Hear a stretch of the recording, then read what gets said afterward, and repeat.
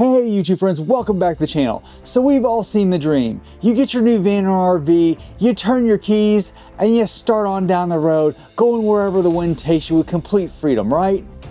I'm gonna tell you, that's a bit of a pipe dream. If you follow that way of life, you're very likely to find yourself with a whole bunch of no vacancy signs, camping in parking lots, and wondering what went wrong because you can't get in to see that beautiful national park, or you can't find a campground within 100 miles that's already sold out on July 4th. When I first started van life, I way underestimated the time it would take me to plan the logistics involved in it. I made a whole lot of mistakes. So today, I'm gonna give you my first part in a two-part series on how I plan, the big picture of how I plan. The second part, I'm gonna give you my secret sauce, how I use AI to effectively do a lot of my planning for me.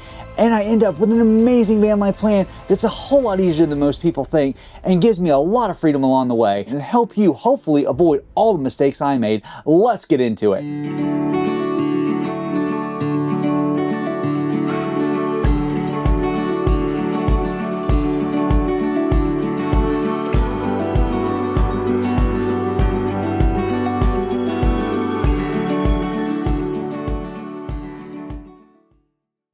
Today, I'm going to give you my 6 steps that will help you form your overarching and grand plan for your great RV or van life adventure. Today's not about getting granular, it's about having an understanding of where we want to go, what we want to do, and how that all fits together. That way, when we get to the next video and the next steps of using AI, we have clearly defined goals, which will become very important later. So let's talk about step number 1, the big picture. You need to have an overall understanding of where you want to go, what do you want to do, how long you've got to do it. So for example, are you going to be on the road 1 year, 2 years, 3 years, 5 years? What are the most important things to you? What does your journey look like for you in your head? What is it you want to see or do? Do you want to see coastlines? Do you want to see national parks? Do you want to go to bike parks like I do? What are your goals? And let me tell you why. The United States has hundreds of thousands of miles of roads. It has an infinite amount of coastlines, 32 national parks, countless state forests and state parks. You can never see it all in a lifetime. There's tens of thousands of points of interest in the United States, which means you need to have some clearly defined goals. Otherwise, you'll just meander around and you'll end up not seeing half the stuff you actually want to see. Let's take an example. If you want to see every national park, then you definitely want to see the granddaddy of all national parks, Yellowstone. If you want to see Yellowstone and stay in the park, your booking window opens 12 to 13 months in advance. And let me tell you, those reservations sell out within 24 hours. Now we've started to accomplish steps 1 and 2. Step 1, we have our big picture with our goals like seeing every national park. And step 2, we have our first anchor, Yellowstone, because we're going to go ahead and get that Yellowstone reservation that we have to make 12 and 13 months in advance. And that is one of our anchor points that we're going to work everything else around. Step 1 and step 2 are done. Let's move on. Step 3, deciding our secondary priorities and our trade-offs. This is one of the most important steps, and it's the part that most people hate. It's also where we have to start adulting, because we have to decide what's most important to us, what our secondary priorities are, and what we're willing to sacrifice. Let me explain. So for me, my most important priority is mountain biking and chasing good dirt at the right season. That's priority number 1 and 2. And while I love a good coastal area or an amazing city, those are secondary for me for mountain biking and for good weather. So it means that, for example, this summer, I will see the Pacific coast, but I will spend significantly less time there than I may have liked to had I not set my number 1 priority as being mountain biking and good weather. So our priorities always have trade-offs. For me, that means not spending as much time in coastal areas as I'd like or getting to explore cities in depth as I would like. Where are they going to be for you? Let me give you an example. If we keep with the analogy that you want to see every national park, but you only have a year to do it, you're probably not also going to get to see all 48 states. Or if you do, you're certainly not going to get to spend a week in all 48 states. You're probably only going to get to spend a few days in some of those 48 states. So your priorities become the national park, your secondary goal becomes seeing the 48 states, but then everything else is going to have to take a distant third, which means you have decided your trade-offs. So what you're doing now is starting to develop those conflict rules. You're developing what your highest priorities are, your secondary priorities, and the trade-offs you're willing to make. This step will become particularly important when we get to video 2 and talking about AI, because AI needs clear conflict rules, and so what you're doing now effectively is developing your conflict rules. More importantly, if you don't make these decisions before you ever hit the road will decide them for you, and you will find yourself meandering without purpose. On to step 4, where all the magic happens. It is the shifting gear secret sauce. It's what project managers refer to as backwards design, and it's the key to having a successful RV life, van life plan. Now that you have your anchor points, you also have a beginning and ending point, as well as the most important dates like Yellowstone and when you plan to be there. We're going to put those dates on a calendar and we're going to work backwards from our furthest point instead of working forwards.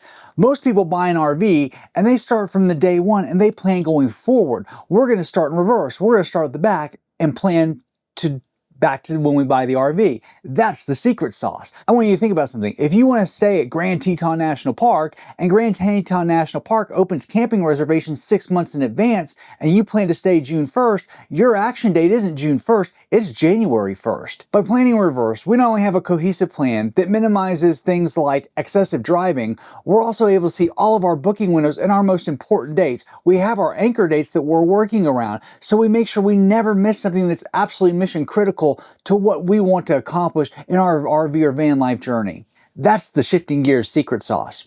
Now, for some of you, you may be saying, that sounds like a prison sentence, not a hall pass.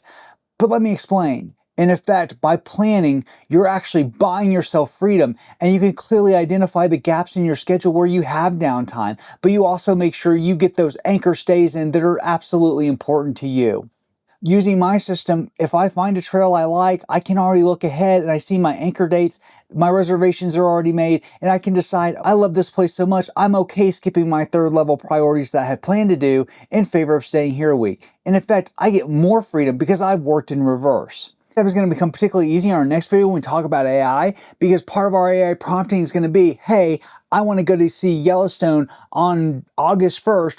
What day and time do I need to be sitting in front of my computer with my cup of coffee and my credit card to book my stay in Yellowstone? It's going to give us that date so we don't have to worry about it. So how does reverse planning really work? As I said, we identify our anchors. We put those on our timeline. We identify our beginning and end points. And we start at the furthest point, work backwards. We also identify our action dates, i.e. what's my booking window. I plot those on my timeline so that I never miss a booking window. And then I fill in the gaps from there. Hey, real quick favor, before we go on with the video, if you're enjoying this content, please hit the like and subscribe button, turn on notifications, and drop me a line in the comments. Let me know your best planning tip. On with the video. Look, let's be honest about physics. I drive a 35-foot rig with a towed. When I'm fully hooked up, I'm 51 feet. That doesn't zip around mountain passes. I'm not a long-haul truck driver fueled by Red Bull, adrenaline, and desperation. So my driving limit is 250 miles a day. Could I possibly do more? Sure. Do I want to do more? No, because it's exhausting. Similarly, I'm an adult who has adult problems. So for my van life, RV life journey, I plan to be near a major airport every 90 days where it's easy for me to store my RV. That way, I have a built-in buffer to go home, to see family, to go see doctors, to do things I need to do. I call this your reality checks. As you're planning your van life or RV life adventure, think about the things you're going to have to do. Are there weddings you have to attend? Family obligations such as Christmas that you want to be there for? Doctor's appointments you have to go home for annually, semi-annually, whatever it is, because you need to build those in your schedule now. If you don't, you'll find yourself like I was, frantically looking for a place to park your RV that's safe and actually allows it, and finding that it's going to take you days to find that place potentially, and making airline reservations last minute that you're paying out the nose for at a random city that you're hoping has air service that's anywhere convenient to where you want to go. Instead, now I plan to be near a major airport with service on United Airlines every 90 days. That's part of my reality check. So now that we have our plan, do your reality check. Write down, think about the things you're going to have to do, how often you're going to need to do them, and how you're going to execute on them. And finally, step 6, take the big picture before you get granular. I am showing you my 48-month plan. Now, this isn't my actual plan, 48-month plan for security reasons. I'm not going to disclose on YouTube where I'm going to be 4 months from now, 6 months from now, or 4 years from now. But the point is, this is my Grandmaster plan. Is this subject to change? Absolutely. I don't need to know where I'm having coffee 2 years from now, but I would like to have a general idea of what state I'm going to be in. Why? Because that allows me to do a reality check in terms of the mileage I'm putting on my vehicles. That allows me to do a reality check in terms of the seasons that I'm going to be at each place to make sure that the activities I want to do are actually available for those seasons. It also gives me a cohesive plan where I know that I'm getting to see all 48 states, which is one of my goals. So now that we have our big picture from our long-term plan to our anchor points to our non-negotiables, to our trade-offs. In our next video, I'm going to tell you how to put all of that into AI and start spitting out a plan that works for you. Please join me for the next video.